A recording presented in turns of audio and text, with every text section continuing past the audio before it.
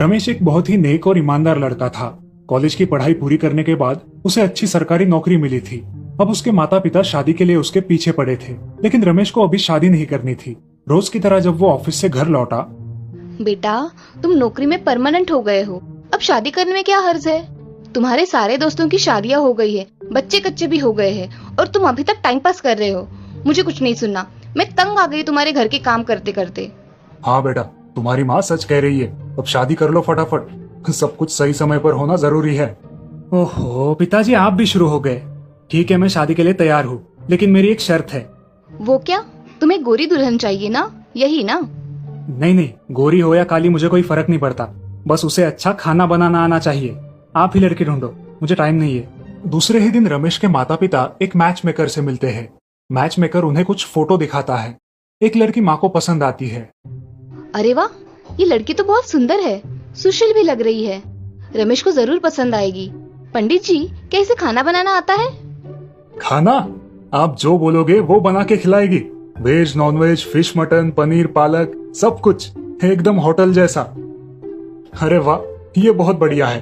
लड़के वालों से कहिए कि शादी की तैयारी करे, हमें ये रिश्ता मंजूर है। शादी के बाद हम दोनों 4 धाम यात्रा चले जाएंगे। और इस तरह रमेश और पूर्णिमा की शादी हो गई।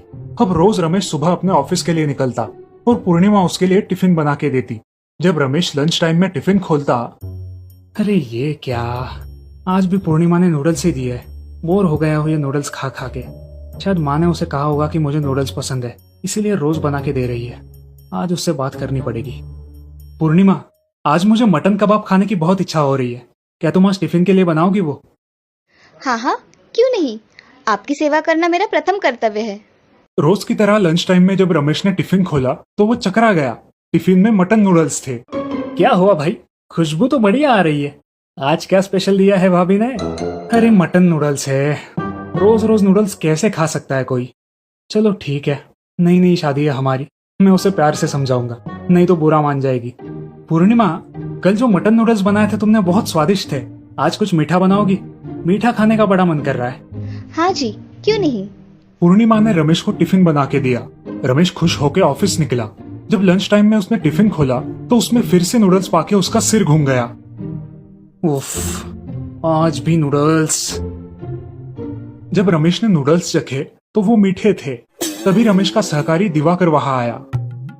क्यों भाई दूल्हे राजा, शादी तो छुपके छुपके गांव में कर ली, अब 1 महीना होने को आया है, हमें घर पर दावत के लिए नहीं बुलाओगे? अरे हाँ हाँ, क्यों नहीं, अब हम सेटल हो गए हैं, कल संडे है तो सब आ जाओ घर पे खाना खाने। अगले दिन जब रमेश के दोस्त उसके घर पर आए, पूर्णिमा ने उनका अच्छे से स्वागत किया। जब सारे दोस्त खाना खाने बैठे तब पूर्णिमा ने सबको हक्का नूडल्स परोसे। ये क्या भाभी, सिर्फ नूडल्स ही बनाए हैं? वाह भाई वाह, दावत हो तो ऐसी। खाओ खाओ, चाव से खाओ। लगता है नूडल्स अब राशन की दुकान पर मिलना शुरू हुए हैं, या फिर हम चाइना में शिफ्ट हुए हैं। रमेश की पार्टी का मजाक उड़ाकर सारे दोस्त वहां से निकल गए। दोस्तों के जाने के बाद, पूर्णिमा, ये कैसा खाना बनाया था तुमने, सिर्फ नूडल्स वाला? कोई प्रॉब्लम है क्या तुम्हें?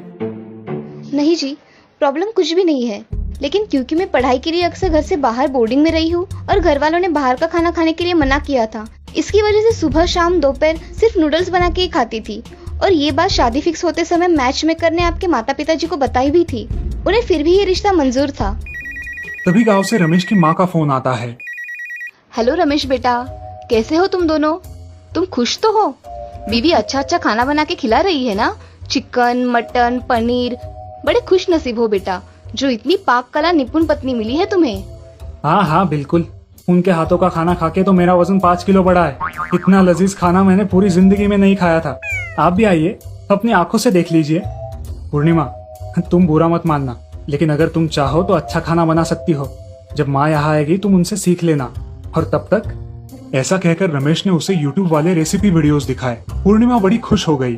ओह, ये तो बहुत अच्छा सुझाव है, थैंक यू वेरी मच। मैं बहुत खुशनसीब हूँ जो मुझे आप जैसे समझदार पति मिले। कुछ ही दिनों में पूर्णिमा अच्छा स्वादिष्ट खाना बनाना सीख गई और अब दोनों हंसी खुशी अपना शादीशुदा जीवन बिताने लगे।